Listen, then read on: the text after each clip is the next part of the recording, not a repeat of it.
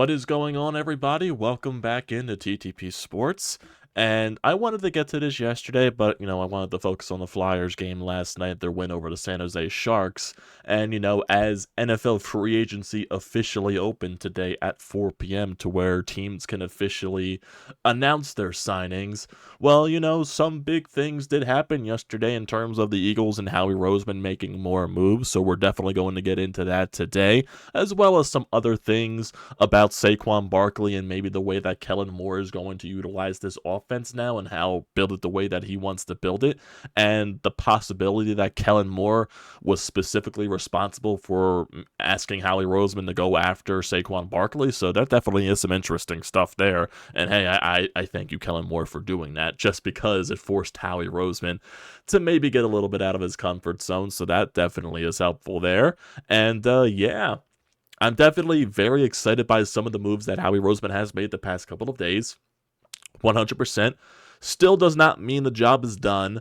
In terms of the free agency market after the moves they made yesterday with Devante Parker and CJ Gardner-Johnson, I really don't expect anything major just from what the rumors have been.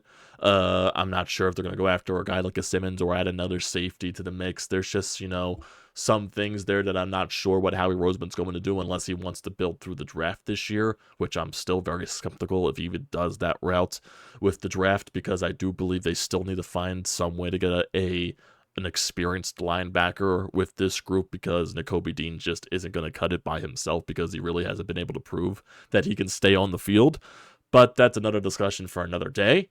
But so far, Howie Roseman's moves have been really good, and they definitely address some needs for this team. And especially, you get some youth back in there. You get a little bit of personality back. And especially when you add CJ Gardner-Johnson to that mold, it really does add a lot of personality to that defense. Something that I would say did lack a bit last year. You were very old in that aspect, especially in your secondary. Very banged up in your secondary, even though CJ Gardner-Johnson isn't the healthiest person in the world in terms of, staying on the field. He has dealt with some injuries in the past couple of seasons, last year with Detroit and also that 1 year with the Eagles, where, what was it, like a lacerated kidney or something like that? I forget what the injury was for him, but that did sideline him for a few weeks. So he definitely isn't a guy that stays on the field 100%. He is going to go through his spurt of injuries, and that's up to Howie Roseman to find some suitable depth to where if he does go down with something for maybe a couple of weeks, he has someone in there that can come in and back him up. So that's the job of Howie Roseman there. But, there definitely were question marks last year why you didn't bring back CJ. And, why wouldn't Howie Roseman open up the checkbook to bring him back? And then you saw the repercussions of what happened last year, because you did miss someone vitally in that secondary that can go out there and make plays, go out there and tries to be a beast to get the football, try to, turn it over for your team and try to bring back the ball the other way, because CJ definitely was that good in terms of that aspect when he was an Eagle. I'm not sure of his turnover numbers in terms with the Detroit Lions last year, but he still definitely was a very positive aspect for their team. So I definitely want to try to bring up those stats here from last year with the Detroit Lions just to see where he is. So if we look at his stats from last season in terms of if he got any interceptions last year with the Detroit Lions. He only got one interception last year, so definitely not major in that regard. Let's see. He really didn't play in that many games last year for Detroit, to be honest. It says he's only played in 3, which let me see. Let me go to his ESPN stats or something like that. CJ Gardner-Johnson. I don't know why he did that. So let me go to his ESPN stats. Let's see where his stats were last year. Yeah, he only had one interception last year in terms of last season. So that is interesting. It does look like he didn't play that many games. Yeah, he only played in 3 games with the Detroit Lions. So that definitely is, he did have a major injury last season, but he did come back for the playoffs. So that definitely is an important aspect there. But it still brings a presence to your defense that it did lack last year, specifically with the ability to turn the ball over. And that is something that, CJ Gardner-Johnson can do, and he did prove it in that year with the Eagles. He had 6 interceptions in the year with the Eagles. In his final season with New Orleans, he had 3 interceptions and then 1 interception. So I'm not going to say it's going to be on the course where he's getting 6 interceptions, but he still can be a force out there and be a threat to get turnovers. So you get him to that 3-year contract, $33 million in maximum value. It just adds another presence to this defense, which is very crucial for this team. And it's another positive thing by Howie Roseman. And in terms of, the whole separation between CJ and the Eagles last season, when, he goes on his Twitch stream playing, I don't even know what he was playing, but he was playing some type of game. But he goes on his Twitch stream and someone asked him a question about the Philadelphia fan base and he called us obnoxious. They're really annoying. He did give his apology on Twitter a day, yes, like this morning or this afternoon or something like that, or last night. He did give an apology. There definitely was some ties to, him coming back here. So that definitely was the very obvious thing that was probably going to happen just in terms of the rumors. But, all bygones be bygones. If this guy's going to have a personality like that and he goes out there and performs, that's basically, you have to live with that. It's the same thing that you live with A.J. Brown, the same thing that you live with Darius Slay. You can live with the diva-ness and the attitude issues and the way that they, talk about the media if they go out there and perform. That's the biggest thing right there. And in terms of everything else, I still give this a very good move by Howie Roseman. I still don't expect him to be done.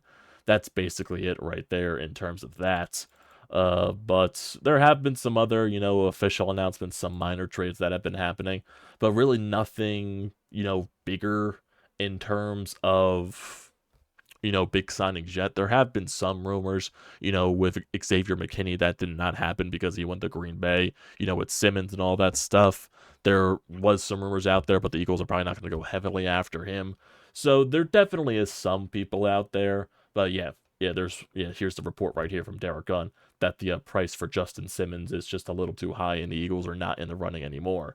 So it looks like Howie Roseman isn't willing to go big money for both of those people. So that is a very interesting there in terms of everything else. But no, these have been some good moves here. The Eagles had the official signings for guys like Zach Bond. They had the official signing for Bryce Huff, and they had the official signing for Saquon Barkley, so that's nice to see. I'm sure they'll have the official signing announced for CJ Gardner-Johnson eventually, because because the Devante Adams signing, not the Devante Adams signing, the freaking Devante Parker signing. There's so many guys named Devante here, and I'm getting confused. I was doing editing last night, especially for Brodes and all that stuff, and you were just saying Devante Smith, Devante Adams, and not Devante. Why do I keep saying fucking Devante Parker? Devante Parker, Devante Parker, Devante Parker, Devante Parker. When you're constantly bringing up Devante Smith and Devante Parker in the same seconds, and when you have so many guys named Devante, it gets confusing. It does get confusing, so mind me on that aspect. But but it was like Devante Parker, his signing was more in the afternoon, and the CJ Gardner-Johnson signing was more like right around when the Flyers game started, so probably have to wait a little bit for that to become official. But even getting to the Devante Parker, announcement, it's a 1-year deal, and that's basically it. He's going to be a depth wide receiver, whether he's your 3 wide receiver coming out of training camp if he wins that role, or he's your 4 wide receiver. I know there was a lot of Eagles fans out there that were really hating on the move and saying this guy sucks and blah, blah, blah, blah, blah, blah, blah, blah, blah. Well, he could be a veteran presence. I believe he was the number 1 option, or at least the number 1 or number 2 option last season for the Patriots. He's only played on 2 teams his entire career, and he's had a very long career in the NFL. He was probably the number 1, number 2 option on a very bad Patriots team, a very bad Patriots offense. And now he's coming to an Eagles team where he's probably not even going to be the 3rd option. He probably could be the 4th option in a very dynamic offense with guys like Jalen Hurts. Now you have Saquon Barkley with A.J. Brown, Devante Smith, Dallas Goedert, his entire offensive line. You have a lot of pieces there, and maybe Devante Parker could just be that little sneak in there to where we have something schemed up to where it looks like A.J. Brown's going to get the ball, but here comes Devante Parker out of nowhere. He's wide open, and he gets some good yardage right there. That could just be something, in a very situation where you need a catch. Maybe Devante Parker could be that guy. He's not going to be the main option.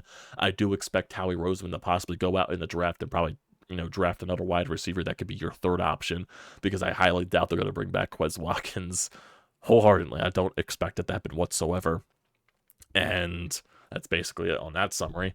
I think it's a solid signing. It's nothing terrible in that aspect. He's your depth wide receiver. He's a 3-4 wide receiver. He's not going to be tops on your team. That just isn't going to happen. And he's coming into a brand new offense with a brand, coordinator in Kellen Moore, which I'm assuming his offense is going to be 20 times better than it was last year. I'm just going to be honest with you right there. And yeah, that's basically it. So a very good signing in CJ Gardner-Johnson last night, and a very solid pickup in Devante Parker. That's basically it right there. And there's another announcement. Matt Hennessy, the Eagles just announced that signing, so it's another depth player in that position. And yeah, but in terms of everything else, what I wanted to bring up more about Saquon Barkley and Kellen Moore and the way this offense is going to maybe progress next year and maybe take that next step. Well, it does sound like that Kellen Moore was the guy that persuaded Howie Roseman to bring in Saquon Barkley. And, they really valued a 3-down back. With Kellen Moore's time in Dallas, he probably utilized, a lot of Ezekiel Elliott's. And, when Ezekiel Elliott was actually good and was one of the top running backs in the league. So he brings in a very good running back in Saquon Barkley. And in front of that offensive line with Jalen Hurts, and then he has all these other players around him, maybe that can help out a Saquon Barkley even flourish even more, because he was already putting up some good numbers behind a very terrible offensive line and a very bad offense with the New York Giants. He was putting up some spectacular numbers in the games that he did play for New York. If you put him in front of this Eagles offensive line with the way that they can block, with Jordan Mailata, with Lane Johnson, Landon Dickerson, and all that stuff, you can definitely expect a guy like a Saquon Barkley to flourish. And the way that he could possibly help out Jalen Hurts and just open up the pass game, utilize that run game to open up the pass game, there's just so many other options that Kellen Moore has here to what he can scheme up. I just think right now for the offensive side of the ball, they definitely need a third option at wide receiver and maybe another backup tight end just to help out Dallas Goedert in terms of a guy that can catch the ball and a guy that can block, because I think they just need another backup tight end. That's just something that I'm thinking about right now, which they could probably use. But there's this one clip here from NFL Network and James Palmer. He was talking about, the way, how, the unusualness of this signing of Saquon Barkley and maybe probably what it could mean for this Eagles squad. So I'm going to bring it up right now, and let's play it right here. Kind of out of the norm for Howie Roseman to go and spend this kind of money at the running back position. And you could look at it a couple different ways. Is this panicking after struggling offensively down the stretch last year after going to the Super Bowl and being a play away from a title a year before? Is this reaching because you feel like a window's now? Well, I kind of did some digging, and this is kind of what I've come up with. And maybe the more realistic answer to it is they see a generational type running back that was able to put up numbers running behind an offensive line that is nowhere near what the Philadelphia Eagles have, playing within an offense that is nowhere near from what the Eagles have, and they have the ability to go out there and be even maybe more dominant with him carrying the football, and what comes in with Kellen Moore running this offense. My understanding is what they're trying to implement schematically in the play action game and how they're trying to put all that together, they need a 3-down back that can operate all of that. That is Saquon Barkley. That was not DeAndre Swift. That wasn't Miles Sanders before him. Barkley can fill that. Interesting there. So yeah, Kellen Moore, obviously, with his time in the NFL as an offensive coordinator, he's definitely had a 3-down back in, both of his gigs that he's been in with Los Angeles with the Chargers. He had Austin Eckler. With the Dallas, obviously, he had Ezekiel Elliott. So there's definitely a lot of things right there. He also had Tony Pollard for a little bit too before he left for the Chargers. But yeah, when you have a back that can do basically everything that Saquon Barkley can, he could be a threat in the run game, obviously. He could be a threat in the pass game, obviously. And he can also block as well. The Eagles really haven't had this type of back for a long time, and this is not the type of running back system that they've been running for the past few years with guys like LeGarrette Blount, Jay Ajayi, and Corey Clement. Then the past couple of years, especially last year with Kenneth Gainwell, Boston Scott, and DeAndre Swift, or even Miles Sanders for that fact. This is definitely going to be a different looking type of running game from the Eagles to where you can utilize Saquon Barkley, and maybe, this helps Jalen Hurts out a little bit as well. Maybe this, opens up some more space in the pocket. Maybe this opens up his run game more to where Jalen Hurts can utilize his legs more efficiently, to where he does have an extra guy that can block for him. So there definitely is an element there to Saquon Barkley that can maybe, and I'm just saying maybe, bring this offense out to its fullest potential. And yeah, that does rely on everybody else around him playing at their best. That relies on Jalen Hurts having a bounce back year under Kellen Moore. That relies on A.J. Brown being A.J. Brown, Devante Smith being Devante Smith. This offensive line, continuing to be a very good offensive line, even without Jason Kelce. Some of these young guys that they need to step up.